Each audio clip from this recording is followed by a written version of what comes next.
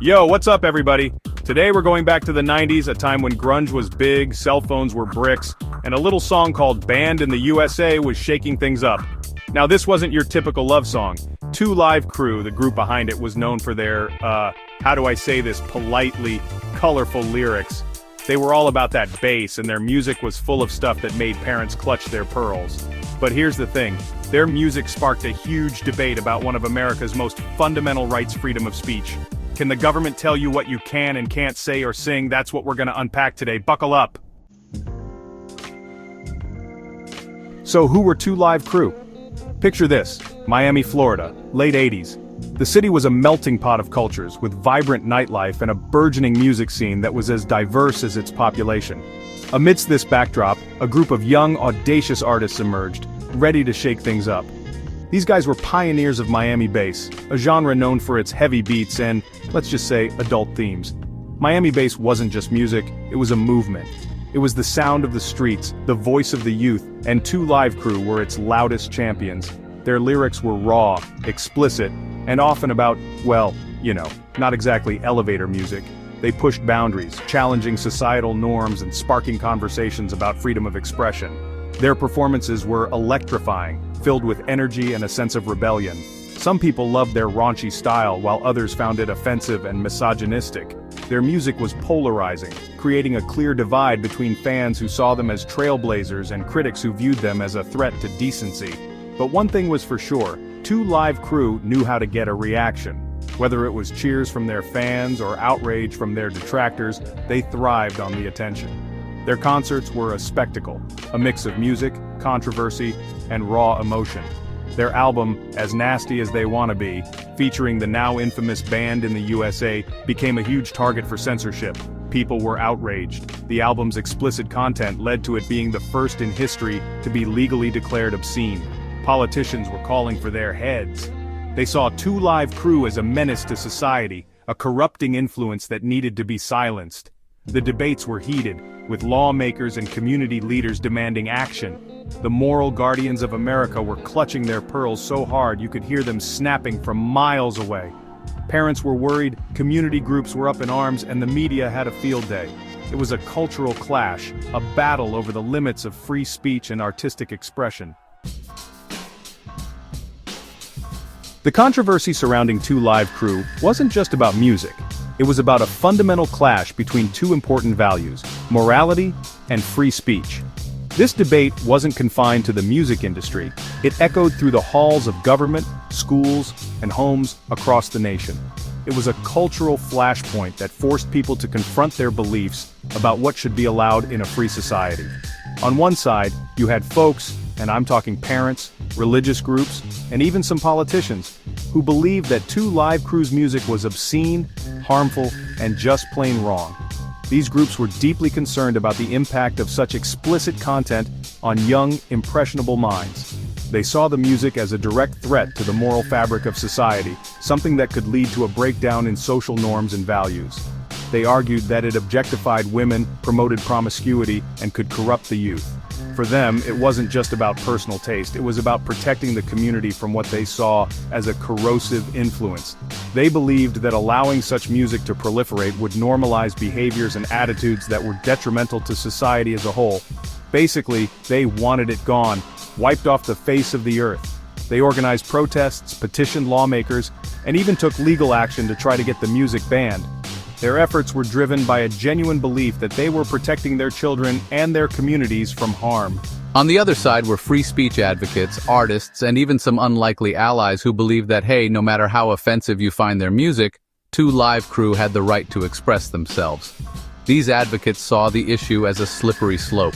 If you start censoring one form of expression, where does it end? They argued that the freedom to express even unpopular or offensive ideas is a cornerstone of a democratic society. They argued that censoring art sets a dangerous precedent and could lead to the suppression of other forms of expression. For them, it was about more than just music, it was about the principle of free speech. They believed that in a free society, people should have the right to make their own choices about what they listen to, even if those choices are controversial or offensive to some. It was a classic battle between those who wanted to protect what they saw as moral decency and those who wanted to protect the freedom to be as nasty as they want to be. This clash of values wasn't just a theoretical debate. It had real-world consequences, affecting laws, court rulings, and public opinion. It forced society to grapple with difficult questions about the limits of free speech and the role of morality in public life. In the end, the controversy over Two Live Crew's music became a defining moment in the ongoing struggle to balance these two fundamental values. Things got real when a judge in Florida ruled that "As Nasty as They Wanna Be" was obscene. This landmark decision sent shockwaves through the music industry and ignited a fierce debate about censorship and artistic freedom.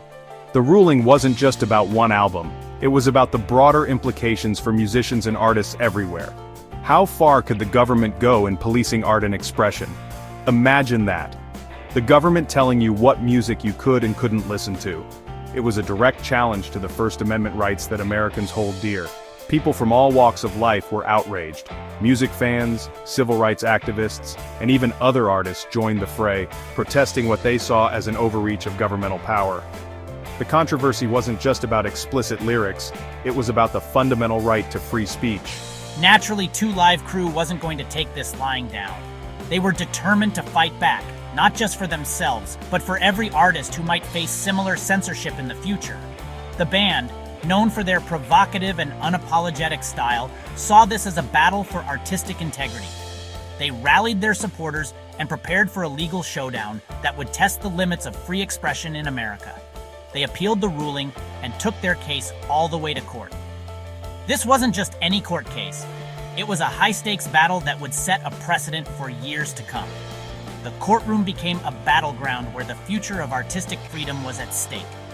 The legal teams on both sides were prepared for a fierce fight, knowing that the outcome would have far-reaching consequences. The trial was a media circus. Reporters from all over the country flocked to cover the case, turning it into a national spectacle. Every day, new headlines emerged, capturing the public's attention and sparking heated debates. The courtroom was packed with journalists, fans, and curious onlookers, all eager to see how this dramatic showdown would unfold. The intense media coverage only added to the pressure on everyone involved. Experts on both sides were brought in to debate the artistic merit, or lack thereof, of Two Live Crew's music. Scholars, critics, and musicians took the stand, offering their perspectives on what constitutes art and whether the band's lyrics crossed the line into obscenity. The discussions were intense and often contentious, reflecting the deep divisions in public opinion. Was this music a legitimate form of expression, or was it something that needed to be regulated? The prosecution argued that the lyrics were obscene and had no artistic value. They presented their case with fervor, aiming to convince the judge and jury that Two Live Crew's music was harmful and devoid of any redeeming qualities. They cited specific lyrics and performances, painting a picture of a band that had crossed the boundaries of decency. Their goal was to establish a clear line between acceptable art and what they deemed to be offensive content. Two Live Crew's lawyers, on the other hand, argued that the music was a form of social commentary, a reflection of the band's experiences and the realities of life in certain communities. They emphasized the importance of protecting artistic expression, even when it challenges societal norms. Their defense was rooted in the belief that art should provoke thought and discussion, not be stifled by censorship, reflecting the realities of life in certain communities. They argued that the music provided a voice to those who were often marginalized and ignored. It was a raw and unfiltered portrayal of their world, and to censor it would be to silence those voices. The defense team passionately argued that the government had no right to dictate what was acceptable art and what wasn't. Think about it. Can the government really decide what's art and what's not? This case wasn't just about Two Live Crew. It was about the broader implications for freedom of expression in America. The outcome would have a lasting impact on how art is perceived and regulated. It was a pivotal moment in the ongoing struggle between censorship and creative freedom, raising questions that continue to resonate today. In a landmark decision, Two Live Crew won the case. The court ruled that our music, however raunchy, was protected under the First Amendment. This was a huge victory for free speech. It sent a clear message that the government couldn't just censor art it didn't like. But victory came at a price. We faced arrest, legal fees, and a whole lot of public scrutiny. They were ridiculed, demonized, and even physically attacked for their music. It showed that even though you have the right to free speech, exercising that right can have serious consequences. The 2 Live Crew case had a ripple effect on American culture. It emboldened other artists, particularly in hip-hop, to push the boundaries of what was considered acceptable. Suddenly, rappers were talking more openly about social issues, sexuality, and anything else that was on their minds. The floodgates had opened. But it wasn't just music. The case had implications for other forms of expression, from books to films to video games. It reinforced the idea that even offensive speech is protected under the First Amendment, a principle that continues to be debated and challenged to this day. The 2 Live Crew case showed that when it comes to free speech, sometimes you gotta fight for your right to be nasty. Now you might be thinking, Trevor, this is all ancient history. We're living in the age of the internet where everyone and their grandma has a platform. And you're right, but the fight for free speech is far from over. In fact, the internet has brought a whole new set of challenges. We've got social media giants deciding what content we see and don't see, algorithms controlling the flow of information, and online harassment silencing voices. The battleground has shifted, but the fundamental question remains the same. How do we balance free speech with the need to protect people from harm? So what can we learn from 2 Live Crew's epic battle for free speech? First, that even the most offensive speech can be protected under the First Amendment. Second, that exercising your right to free speech can come with a hefty price tag. And third, that the fight for free speech is ongoing and constantly evolving. It's up to each and every one of us to stay informed, engage in respectful dialogue, and challenge censorship wherever we see it. Because at the end of the day, free speech is the cornerstone of a democratic society. Without it, we can't hold our leaders accountable, challenge injustice, or have those difficult conversations that are necessary for progress.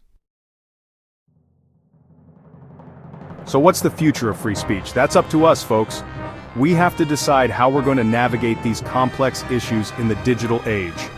We need to find ways to protect free speech while also combating hate speech, misinformation, and online harassment. It's a tough balancing act, but one that's essential for a healthy democracy. So the next time you hear a song, watch a movie, or read a book that makes you uncomfortable, remember 2 Live Crew. Remember that the freedom to express yourself, even if it's offensive to some, is a right worth fighting for. Stay woke, stay informed, and never be afraid to use your voice. And that's our show for today. Peace out.